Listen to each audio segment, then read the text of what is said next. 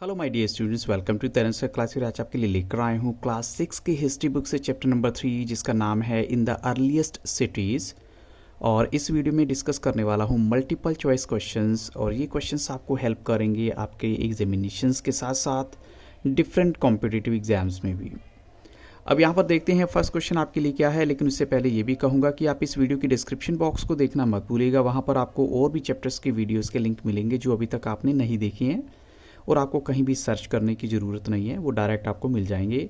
So question 1 यहाँ है, nearly 150 years ago where did the engineers stumbled upon the site of Harappa in present day Pakistan. तो ऐसी कौन सी वो साइट थी जहाँ पर वो कुछ कंफ्यूज हो गए, या कहाँ वहाँ पर जो है उनको रुकना पड़ा? ऐसी कौन सी साइट थी? और वो बात है नियरली 150 ईयर्स अगो, 150 साल पहले पाकिस्तान में। तो ऑप्शन आपके सामने है बंगाल, गुजरात, या फिर राजस्थान, या फिर पंजाब। क्योंकि आपको प्रेजेंट डे पाकिस्तान की बतानी है, उस टाइम क्या है, इंडिया पाकिस्तान का भी पार्टीशन नहीं हुआ था। तो इनमें से वो कौन सी जगह है? तो ऑफ कोर्स हम कहेंगे कि जो बंगाल है वो तो हमारा ईस्ट पाकिस्तान, जो कि आज की डेट में बांग्लादेश है, लेकिन जो पंजाब है वो हम कहेंगे करंट में पाकिस्तान में है। तो यहाँ पर जो राइट आंसर वो पंजाब है। अब चलते हैं क्वेश्चन नंबर 2 के लिए, लेकिन उससे पहले कुछ आपको एडिशनल इंफॉर्मेशन देना चाहता हूँ कि उनके लिए क्या था कि it was a mound. Mound actual में क्या होता है, जो स्ट्रक्चर होता है इसमें क्या है, एक आर्टिफिशियल हीप होती है, एक ढेर सा होता है, या बैंक यूजली ऑफ अर्थ और स्टोन। तो that was a rich source of readymade high quality bricks. और उनको लगा कि शायद ये तो एक जो ब्रिक्स को निकालने का सोर्स है, लेकिन एक्चुअल में उनको कुछ पता नहीं था ये था क्या। हो तो बाद में इनको गो थ्रू करने के बाद, स्टडी करने के बाद वो एक्चुअल में जान पाए थे कि ये एक साइट है। सो नेक्स्ट क्वेश्चन में आपको ये देखिए बताना है कि when were all such cities that were found there, यानी हम कहें कि ये सब की सब हड़प्पन जो कही जाती हैं, तो वो कौन सा टाइम पीरियड था जब वो मिली सारी की सारी, वो कितनी पुरानी हो सकती हैं? तो ये कह सकते हैं कि हड़प्पन जो एरिया है, जो हड़प्पा को हम बोलते हैं, वो कितने साल पुरानी है। तो यहाँ पर हम कहेंगे कि वो सब की सब जो पुरानी है, कितनी, कम से कम 4700 ईयर्स जो है वो राइट आंसर है। यहाँ पर ऑप्शन डी करेक्ट है कि ये सारी की सारी जो जगह है या सिटी 4700 ईयर्स पुरानी है। अब क्वेश्चन 3 देखिए, विच of the following statements is true about the west part of the cities, यानी अगर इन सभी सिटीज़ के वेस्ट पार्ट की बात करें तो इनमें से कौन सी स्टेटमेंट करेक्ट है? तो ऑप्शन आपके सामने गिवन है, और ये दो ही हैं। It was smaller but higher, या कहीं it was larger but lower. तो यहाँ पर जो राइट आंसर क्या है, it was smaller but higher. ये छोटी थी लेकिन हाई थी, हाई लेवल पे थी। तो अब चलते हैं क्वेश्चन नंबर 4 के लिए। क्वेश्चन 4 में देखिए, विच of the following statements is true about the east part of the cities. इनमें से कौन सी बात east part of the city को लेकर करेक्ट है? तो यहाँ पर भी दो ही ऑप्शन आपके सामने है। तो ऑफ कोर्स अगर कहें it was smaller but higher, तो ये तो हो गया हमारा जो सिटाडेल वाला हिस्सा है। तो दूसरा हिस्सा क्या था, it was larger but lower, जिसको हम लोअर टाउन कह सकते हैं। तो हम कहेंगे यहाँ पर राइट आंसर ऑप्शन बी ही है। तो अब चलते हैं नेक्स्ट क्वेश्चन के लिए। How did the archaeologist describe this west part of the cities, यानी जो आर्कियोलॉजिस्ट ने, उन्होंने west part of the city को क्या नाम दिया है? तो ऑप्शन आपके सामने गिवन है, एक तो सिटाडेल और दूसरा लोअर टाउन। तो अगर आपने पीछे वाला क्वेश्चन ध्यान से सुना होगा, वहाँ पर मैंने ऑलरेडी मेंशन कर दिया था राइट आंसर। तो ऑफकोर्स यहाँ पर राइट आंसर सिटाडेल ही है। और ऐसे ही अगर क्वेश्चन 6 की तरह देखें, अगर मोहनजोदड़ो की बात करें, what was the name given to the special tank. Special tank को क्या नाम दिया गया है? तो ऑप्शन आपके सामने है, the great path, the great tank, the great construction, the best architecture. तो यहाँ पर जो राइट आंसर है, ऑफ कोर्स इसमें कोई डाउट नहीं है, वो है option A, the great path, उसे नाम दिया गया है। क्वेश्चन 7 देखिए, विच अदर सिटी एक्सेप्ट्स, जो कालीबंगन है, हेड फायर ऑल्टर्स। कौन सी सिटी में हम कह सकते हैं कालीबंगन को छोड़कर जो है वहाँ फायर ऑल्टर्स हैं? तो ऑप्शन आपके सामने है, धोलावीरा, या फिर सोतकाहो, या फिर हड़प्पा, या फिर लास्ट ऑप्शन आपके सामने है लोथल। तो यहाँ पर जो राइट आंसर है वो क्या है, कालीबंगन के अलावा, यानी अगर हम देखें तो जहाँ पर आपको फायर आल्टर्स मिलेंगी वो है लोथल। लोथल ऑप्शन यहाँ पर करेक्ट है, ऑप्शन डी जो है। Fire altars may have been used for performing sacrifices. ऐसा माना गया है कि जो फायर आल्टर्स हैं, अगर आपको क्वेश्चन आ जाता है कि किस पर्पज़ के लिए यूज़ होते थे, तो उस टाइम जो है सेक्रीफाइसेस परफॉर्म करने के लिए होते थे यूज़ ये। अब चलते हैं साथ में एडिशनल इन्फॉर्मेशन में आपको बताना चाहूँगा कि जो हाउसेज हैं दे वर either 1 or 2 stories high with rooms built around a courtyard and most of the houses had a separate bathing area। वहाँ नहाने की अलग जगह थी and some had wells to supply water, और कुछ ऐसे भी थे जहाँ पर पानी की सप्लाई के लिए वेल्स भी बने हुए थे, कुएं भी बने हुए थे। क्वेश्चन 8 देखिए, there were people who planned the construction of special buildings in the city. ये लोग कौन थे जिन्होंने स्पेशल जो बिल्डिंग्स की सिटी में कंस्ट्रक्शन में प्लान किया? तो ये कौन थे लोग एक्चुअल में? तो ऑप्शन आपके सामने है ट्रेडर्स, या फिर मिनिस्टर्स, या फिर रूलर्स, या फिर सोल्जर्स। तो ऑफ कोर्स हम कहेंगे जिनका ये काम था प्लानिंग का वो सब के सब क्या थे? Yes of course rulers is the right answer, option c correct है।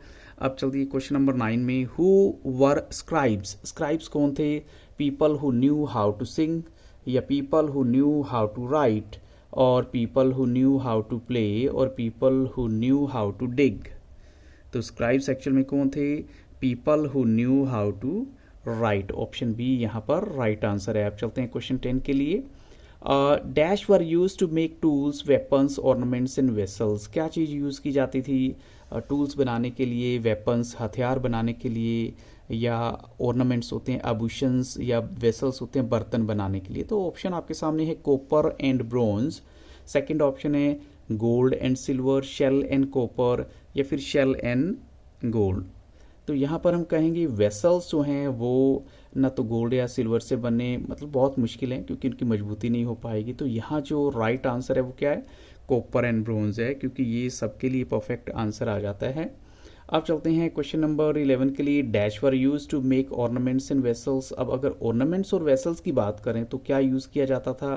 तो यहाँ पर हम कह सकते हैं जो राइट आंसर है वो आप ले सकते हैं ऑप्शन बी, जिसमें गोल्ड और सिल्वर दोनों ही आ जाएगा। कि ठीक है, कुछ डेकोरेटिव बर्तन भी हो सकते हैं, वेसल्स हो सकते हैं, लेकिन ऑर्नामेंट्स तो आपके गोल्ड एंड सिल्वर के ही बनेंगे। तो यहाँ पर ऑप्शन बी करेक्ट है। आप चलते हैं क्वेश्चन नंबर 12 के लिए। Which statement is true about the seals made by the Harappans. जो सील्स हरप्पन्स ने बनाई है उनमें से कौन सी स्टेटमेंट बिल्कुल सही है? तो these are generally rectangular, these are made out of stones, they have an animal carved out on them, या फिर ऑल ऑफ दीज। तो यहाँ पर जो राइट आंसर है वो क्या होगा? ऑफ कोर्स यहाँ पर जो राइट आंसर है वो ऑप्शन डी है, ऑल ऑफ दीज, जिसमें सारे के सारे आ जाएंगे कि ये रेक्टेंगुलर शेप में थी और स्टोन्स को कट करके बनाई गई थी, और साथ में उन पर एनिमल्स की इमेजेस भी थी। अब चलते हैं क्वेश्चन नंबर 13 के लिए। Cotton was probably grown at dash from about 7000 years ago.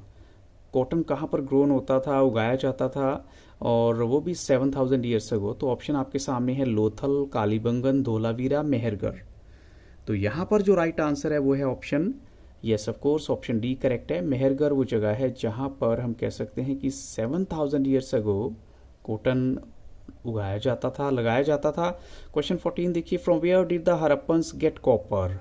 Harappans जो है कॉपर कहाँ से लेते थे? तो ऑप्शन आपके सामने है present day Rajasthan, Oman in west Asia, Afghanistan, A and B.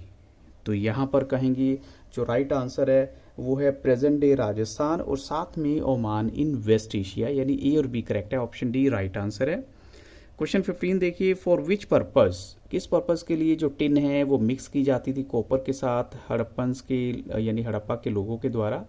तो टिन को कॉपर के साथ मिक्स करने का रीज़न था to produce silver, to produce bronze, to produce iron, या टू प्रोड्यूस गोल्ड। तो यहाँ पर जो राइट आंसर है वो है to produce bronze. Tin was mixed with copper. तो ऑप्शन यहाँ पर yes of course B right है। अब चलते हैं, साथ में भी नोट कीजिए कि जो गोल्ड है could have come all the way from. तो यहाँ पर थोड़ा सा ब्लैंक इसलिए छोड़ा गया ताकि आप बताएं। यस, यहाँ राइट आंसर है प्रेजेंट डे कर्नाटका जो है। Gold could have come all the way from present day Karnataka. अब चलते हैं क्वेश्चन नंबर 16 के लिए। From where did the Harappans bring, कहाँ से जो है हरप्पन्स लाते थे द प्रेशियस स्टोन्स। तो यहाँ पर स्टोन्स की बात की गई है, तो स्टोन्स वो कहाँ से लाते थे? तो ऑप्शन आपके सामने है प्रेजेंट डे गुजरात, या फिर हम कहें इसके बाद ऑप्शन आपके सामने है वो है present day Karnataka, present day Bengal, या फिर प्रेजेंट डे इराक। तो यहाँ पर जो राइट आंसर है वो है ऑप्शन ए। जो स्टोन्स है वो आते थे, प्रेशियस क्या होते हैं, वैल्यूएबल, बहुत कीमती जो स्टोन्स है आते थे गुजरात से और साथ में ईरान और अफगानिस्तान से। चूंकि यहाँ ऑप्शन गिवन नहीं है तो इसलिए राइट आंसर फिर भी ऑप्शन ए है, क्योंकि गुजरात यहाँ मेंशन किया गया है। अब चलते हैं क्वेश्चन नंबर 17 के लिए। Which of the following new tool was used by the Harappans to dig the earth for turning the soil and planting seeds. अब देखिए, जब सॉइल को हमें टर्न करना होता है, थोड़ा सा जैसे वो जमी होती है, तो उसको थोड़ा सा सॉफ्ट करने के लिए कौन सा टूल यूज़ किया जाता था ताकि सीड्स लगाए जा सकें? तो यहाँ ऑप्शन आपके सामने है हैमर, चीजल, प्लफ या फिर ब्लेड।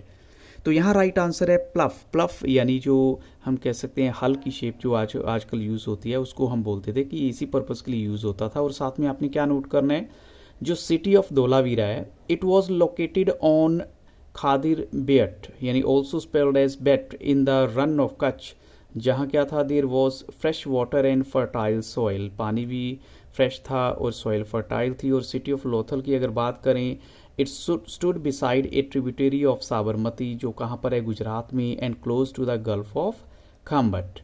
अब चलते हैं क्वेश्चन नंबर 18 के लिए। What was found in the store house of Lothal city? क्या चीज़ मिली है लोथल सिटी के स्टोर हाउस में? Stones, seals and sealing, silver या गोल्ड। तो यहाँ पर जो राइट आंसर है वो क्या है?